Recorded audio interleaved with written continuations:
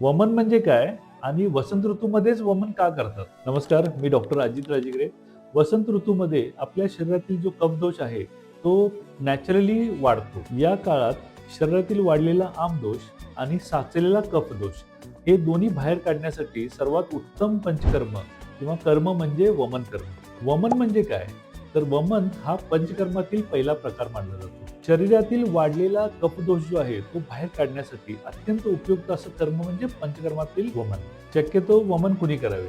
कास, श्वास, दमा इत्यादी कफाचे जे विकार आहेत त्याच्यामध्ये वमन करावं. त्वचेचे विकार याच्यामध्ये वमन करावं.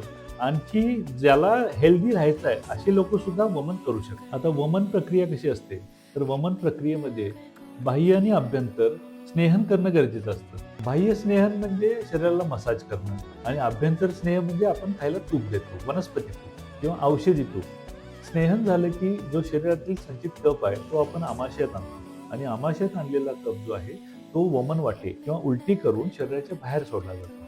आणि हे जे वमन कार्य आहे ते फक्त आणि फक्त आयुर्वेदिक वैद्याच्या सल्ल्यानेच करावं. बाह्य स्नेहन म्हणजे शरीराला मसाज करणं आणि अभ्यंतर स्नेह म्हणजे आपण खायला तूप देतो, वनस्पती तूप किंवा औषधी तूप. वमन पंचकर्माचे फायदे काय? तर शरीरातील कफ जो असतो तो संतुलित राहतो आणि शरीरातील सर्दी, खोकला असे जे विकार आहेत, कफज विकार ते नाहीसे होतात. त्वचा चमकदार बनते, इम्युनिटी वाढते, पचनशक्ती चांगली होते. असे अनेक फायदे वमन या पंचकर्माचे आहेत.